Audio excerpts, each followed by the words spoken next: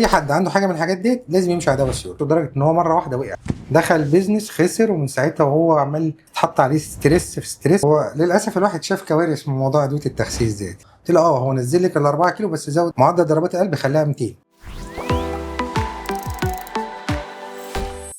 ليه بنخاف من أمراض القلب؟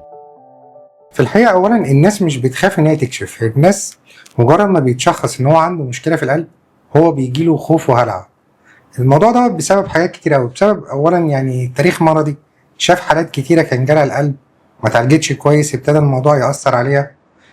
السينما بنشوف الناس مجرد ما يبقى الواحد سليم يمسك صدره ويقع يموت.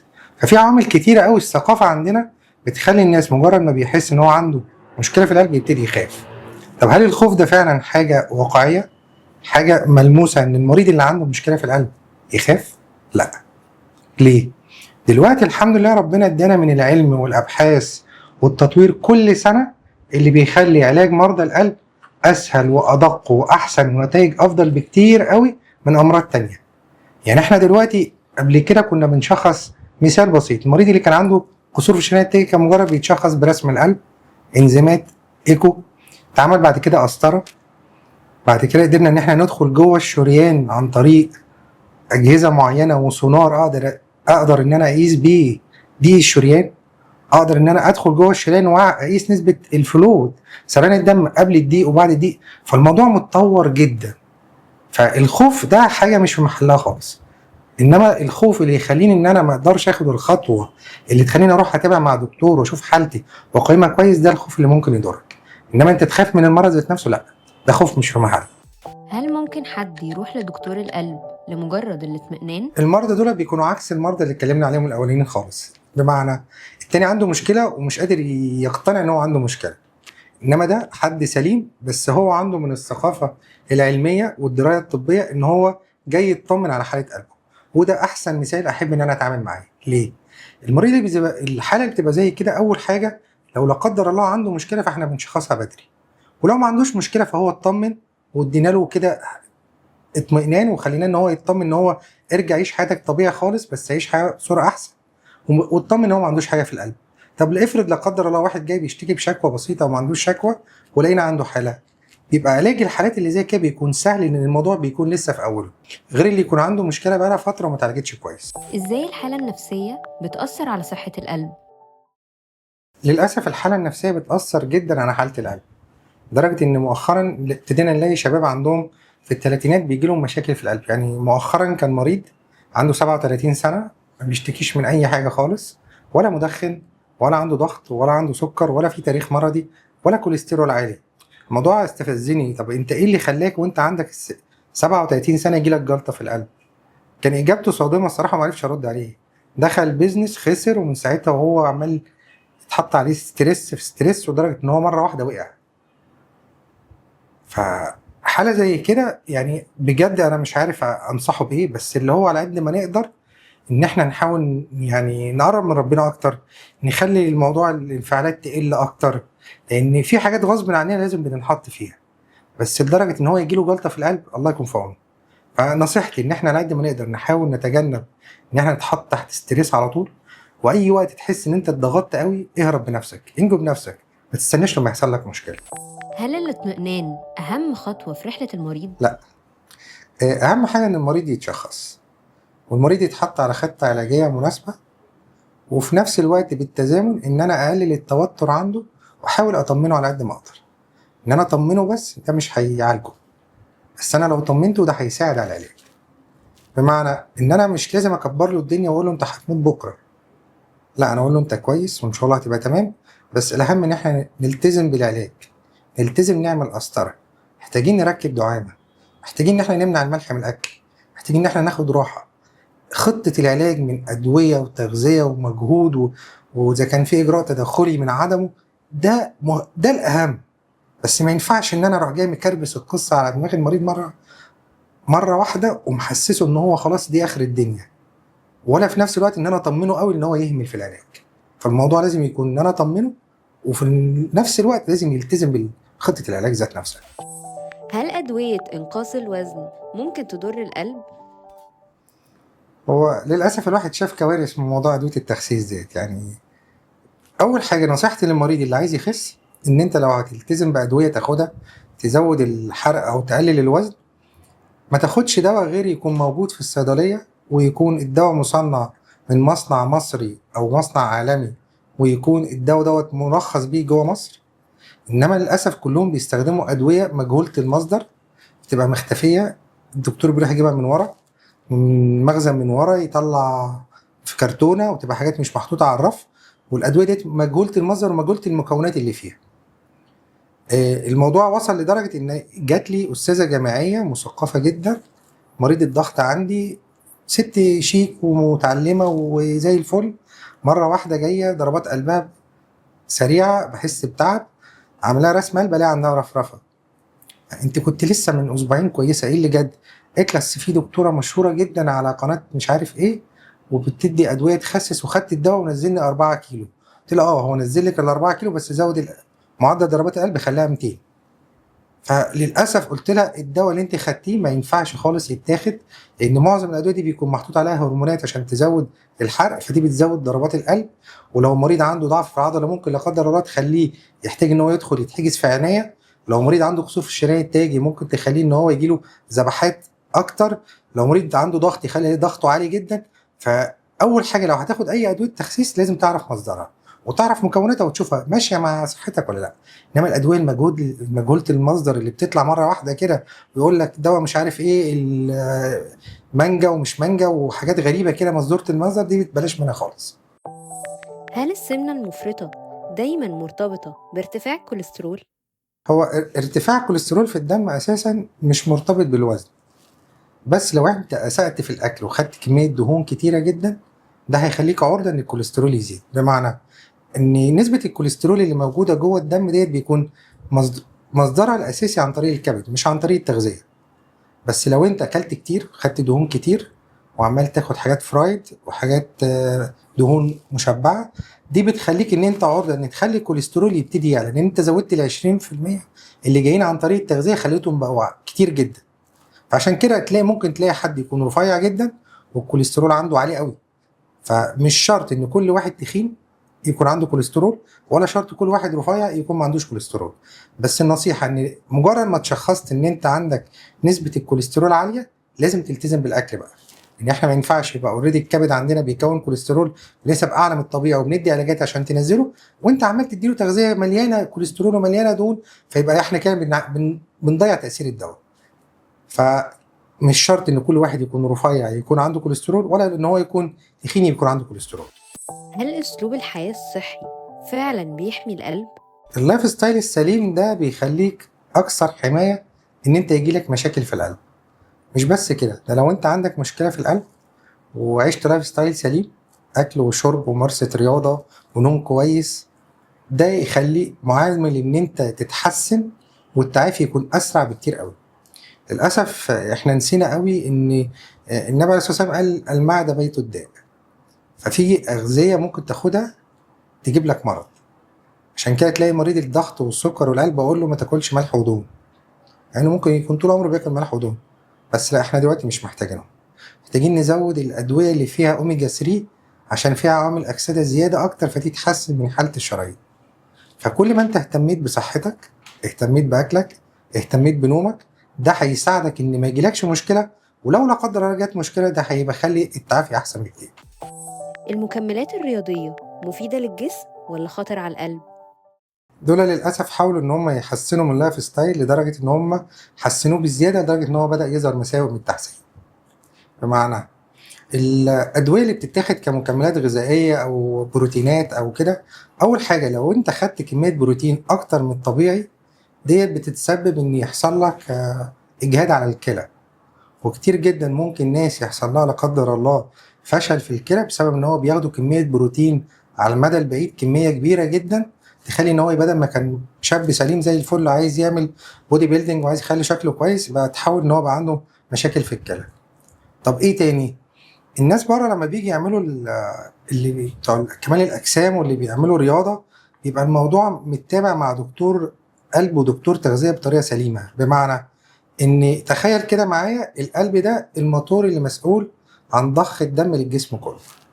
كل ما زادت البادي سيرفيس اريا بتاعت الجسم وحجم العضلات كبر، ده بيخلي مجهود على القلب ان هو لازم يضخ كمية دم اكتر لان حجم الجسم كبر. فيبتدي القلب يتفاعل مع كده ان يبتدي سمك عضلة القلب تزيد عشان قوته تزيد. اشمعنى عضلات البنش وجسمك كلها كبرت، فبالتالي مع زيادة حجم الكتلة العضلية في الجسم بيبتدي كمان سمك عضلة القلب تزيد بره، لان هم فاهمين بيبقى في متابعة بالايكو للناس اللي بتمارس رياضة كمال الاجسام لحد معدل معين، ويقول له لا انت ما ينفعش تعمل بالكينج وتزود حجم العضلات عند المستوى دوت، لازم توقف لان سمك العضله زاد بمعدل معين، ما ينفعش ان هو يزيد اكتر من كده. هنا بقى الموضوع لان هو بيبقى مش مدروس، وبيبقى الغرض ان هو الشكل اكتر من ان هو بيكون فيه بحث علمي ودراسه للموضوع. ناس كتيره جدا بيبقى يحصل لهم زياده في سمك عضله القلب لدرجه ان هو يبتدي الموضوع يتقلب لحاله مرضيه. كتير جدا بنلاقي ناس عندهم جايين كمال اجسام ما شاء الله طول بعرض، بيمشي خطوتين ينهج، نعمل له ايه كلها عنده سيكنس بتاع عضله القلب قد كده. طب انت ما بتتابعش ليه؟ قال لك ما حدش قال لي، ما اعرفش، ما حد، ده انا بمارس رياضه، هو في رياضه غلط؟ تقول له اه، ما هي الرياضه أصل مش طبيعي ان انت جسمك يبقى كده، طبيعي يبقى جسمك طبيعي انما انت كبرته عن الطبيعي.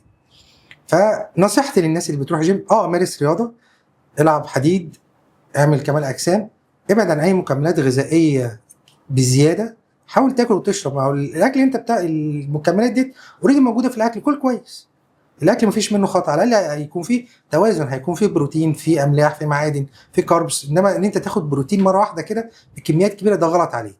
تاني حاجه، لو انت ابتديت تعمل بالكينج وكبرت حجم عضلات القلب بنسب اكتر من الطبيعي، لازم تراجع دكتور قلب حتى لو ما عندكش اي شك، لان لازم بنيجي عند مرحله معينه اقول لك لا وقف كده، انت كده تمام. هل استخدام الإسبرين للوقاية من أمراض القلب آمن؟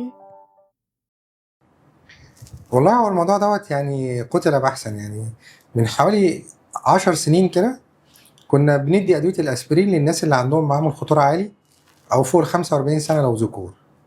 بعد كده اتعمل بحث علمي قال لك لا ملوش لازمة وبطلنا نديه. لسه من سنة رجع تاني قال لك لا، الناس اللي عندهم نسبة معامل الخطورة متوسطة أو عالية. إيه هي عوامل الخطورة عشان الموضوع يبقى بسيط؟ دخان، سكر، كوليسترول عالي، تاريخ مرضي للقصور الشرايين التاجي أو جلطات في المخ، أو مشاكل في الأوردة الدموية الطرفية. فأي حد عنده حاجة من الحاجات دي لازم يمشي على دواء سيورة، ما نستناش حتى إن هو يحصل مشكلة. فدلوقتي بقينا مرضى السكر معظمهم اللي هو فوق ال 45 سنة، لو مجرد إن هو عنده شوية ضغط عالي أو بيدخن أبتدي أديله دواء أسبرين حتى لو ما اشتكاش من أي حاجة في القلب، لأن ده بيساعد وبيمنع لا قدر الله إن يحصل جلطات. يعني من أبسط الحاجات اللي الناس مش عارفاها عن الأسبرين إن الأسبرين أثناء حدوث الجلطة بيقلل إن يحصل وفيات بنسبة 30%. متخيل؟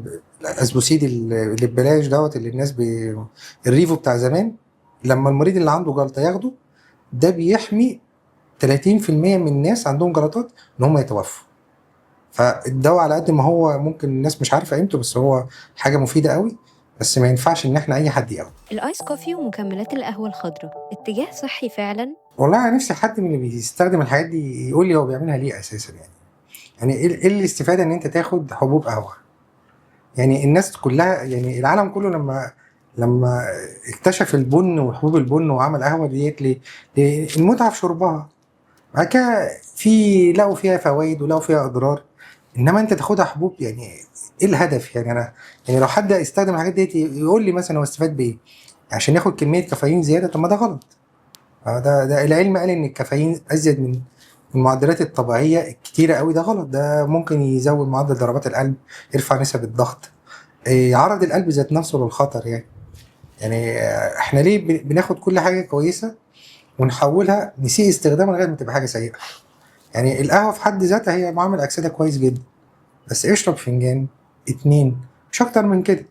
انما انت تاخد الموضوع وتحوله لابيوز، يبقى الاستخدام بتاعه من حاجه كويسه تحولها حاجه غلط، ده مش صح خالص. يعني وفكره الموضوع الترند ده الصراحه ما بقتش فاهمه. يعني ايه؟ انا طول عمري مثلا متعود ان انا اشرب الصبح فنجان قهوه، اجي مره واحده احوله لايس كوفي ولا ايس لاتيه، عشان الناس بقت تشرب ايس كوفي وايس لاتيه وحاجه اسمها ماتشا، مش فاهم القصه يعني. بس عامه يعني على قد ما يقدر يعني ان احنا ما نحولش الحاجه الكويسه لحاجه وحشه، وما نخليش ان احنا منساقين ورا الترند وخلاص يعني. الحمل وأمراض القلب إزاي بيتأثروا ببعض؟ والله الموضوع ده في الافلام، انما في الواقع حاجه تانية يعني. هو في شابتر في الطب، مرضى القلب اثناء الحمل، او الحمل ومرضى القلب. فالموضوع على حسب انت هي عندها ايه يعني. يعني في حالات معينه تحمل عادي، يعني الناس اللي عندهم ارتخاء في الصمام، واللي عندهم ارتجاع بسيط وضيق بسيط والحاجات ديت كلها، دي تمشي، بيحملوا عادي، بيبقى مجرد متابعه وتظبيط علاجات وشويه احتياطات كده اثناء الولاده، وبيولدوا عادي خالص، مبقاش في اي حاجه والدنيا بتمشي كويس.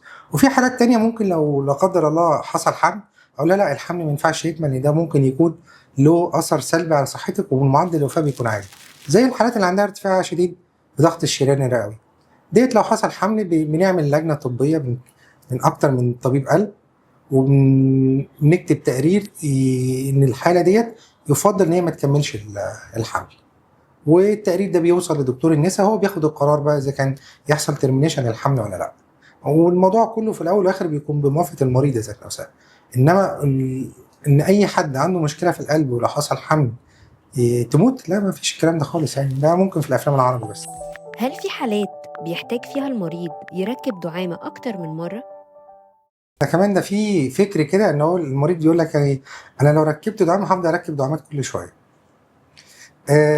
الموضوع مش كده خالص. صراحه ان لغايه دلوقتي ما توصلناش للعلم اللي يقدر يوقف تصلب الشرايين التاجية. يعني احنا يحصل تصلب نعالجه، يحصل نعالجه، ندي ادويه نحاول نحجم الموضوع شويه، انما يكون في دواء يوقف تصلب الشرايين التاجية يعني وما اوتيتم من العلم الا قليلا، لغايه دلوقتي لسه ما وصلناش للموضوع دوت.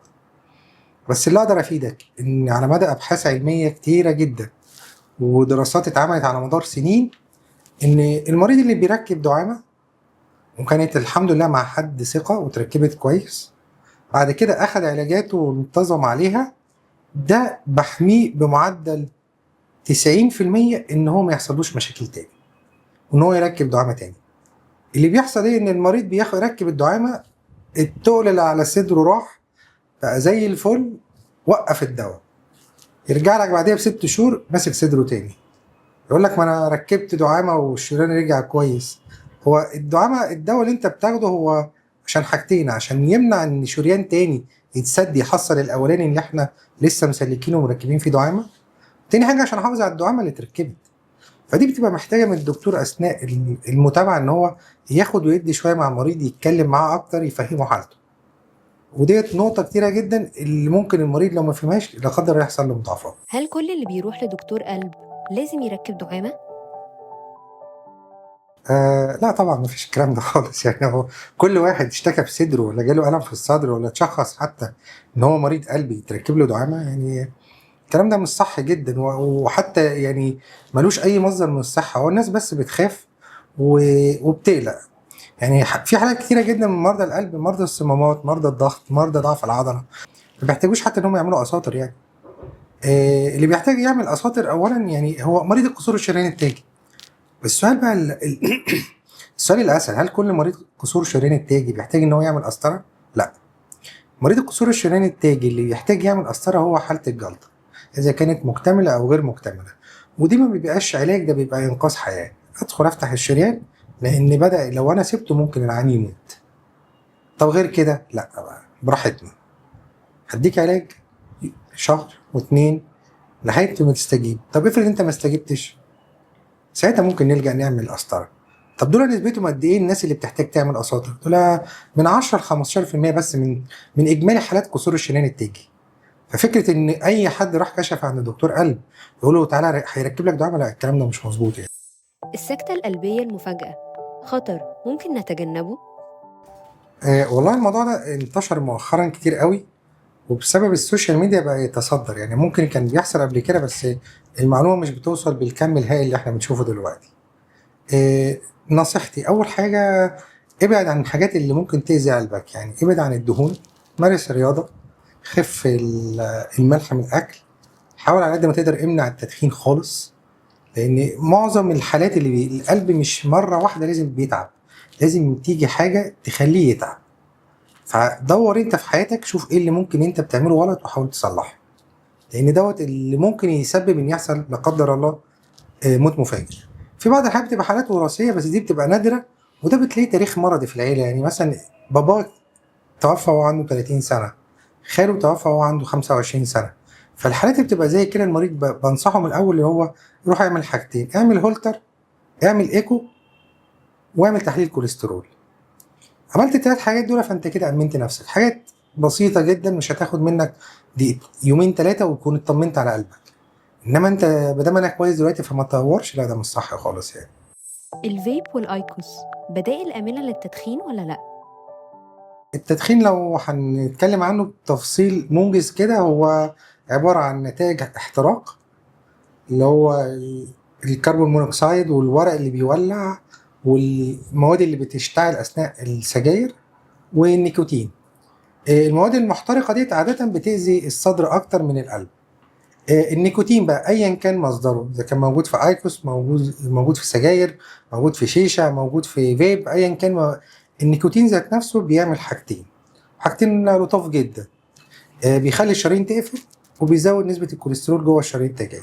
فلو انت مستعد ان انت تخلي شرايينك تتسد، اشرب عادي براحتك يعني. فايا كان مصدر النيكوتين جاي منين فهو هيأذي قلبك. جهاز الهولتر إيه هو وإزاي بيساعد في تشخيص وعلاج مشاكل القلب؟ يخاف من ايه ده؟ يعني هو انت افهم الاجراء اللي هيتطلب منك عشان تحدد اذا كان فعلا يستاهل تخاف او ما تخافش. يعني بقولها للمريض كده، انا لما بعمل رسم قلب عادي، دي شبه الصورة فوتو اللي بتتاخد، دي صورة لحظية. طب انا دلوقتي انت بتيجي بتقول لي انا بالليل، او هي بتيجي بالليل بتحس بخبط في قلبها بيصحيها من النوم. مجرد ما بتروح الدرس او الكليه، وهي ماشيه في الكليه تحس بخبط في قلبها. فانا مش هفضل ماشي معاها بجهاز رسم قلب، اول ما تحس بالخبط اصوره. فدلوقتي في الجهاز دوت بيتوصل تحت الهدوم، بيقدر ان هو يسجل، يعمل ريكوردنج لرسم القلب على مدار المده اللي انا بحددها، من اول يوم لحد اسبوع على حسب يعني. وبالتالي بعد كده المريض لما يجي يقول لي انا بالليل كنت بتعب، اقول له ده انت الساعه 2 بالليل، الساعه 2 وربع حصلت ضربه ساقطه كانت معدلها قد كده، ومعدل ضربات قلبك وصل لكده. وبالتالي اقدر احدد الموضوع بصوره دقيقه جدا، واقدر احدد نوع الضربات، فبالتالي ادي العلاج المناسب لنوع الضربات اللي عنده. لان كهرباء القلب حاجه متشعبه جدا، وكل نوع ليه علاج معين. فالمريض مش من حقه ان هو يقلق خالص. لو هي فعلا تقلق هقول لك اقلق، بس هي ما تقلقش يعني. التحديات اللي بيواجهها مريض القلب من العلاج للحياة اليومية. يعني اكتر حاجه يعني مريض القلب ممكن يعاني منها ان هو يحس ان هو بطوله، ان هو مش عايز يوصل للدكتور وهو عنده مشكله مش عارف يوصل، او عايز يعمل تحليل ومش قادر يروح المعمل، او ان هو مثلا عنده دواء معين عايز ياخده، دواء برد، وعايز يراجع الدكتور ويشوف هل ينفع ياخده ولا لا. ودي كانت من اكتر الحاجات اللي انا فكرت فيها، لان انا عاصرتها يعني مع والدي الله يرحمه. ان انت كمريض بتبقى محتاج ان انت تبقى على طول لينكد مع الدكتور، على طول لو حسيت باي حاجه ترجع له. عايز اروح له اوري له التحاليل في ساعتها، عايز لو عملت اي اجراء يكون الاجراء دوت موجود. فدي كانت فكره سي ام سي، ان انت ازاي توفر مكان يكون فيه كل الحاجات الغير تداخليه: معمل، فحوصات، ايكو، رسم قلب عادي، رسم قلب مجهود، هولتر، اللي هي كل حاجه ان انا المريض بعيد عن القسطره، ان انا اقدر اشخصه بيه، وان انا اقدر اتابع معاه، وان انا اقدر اطلع التشخيص المناسب واحطه على خطه العلاج المناسبه. مش بس كده، لا ده انا كمان يعني الناس عندنا اللي بتتابع معانا بفضل الله لما اتحطوا على البروجرام ده نفسهم، ان هم ما بقاش يفكر هو جاي امتى، هو كده كده بياخد الدواء، بيلتزم بيه، بيلاقي قبل ميعاد المتابعه حد بيتواصل معاه يفكره انت ليك ميعاد معين تعالى. لا ده كمان بياخد نظام تغذية، بياخد نظام أكل وشرب. فديت حاجات كلها يعني كل حاجة حسيت بيها المريض إن هو ممكن يكون محتاجة، أنا قدرت بفضل الله إن أنا أو بجتهد إن أنا أوفرها في المكان.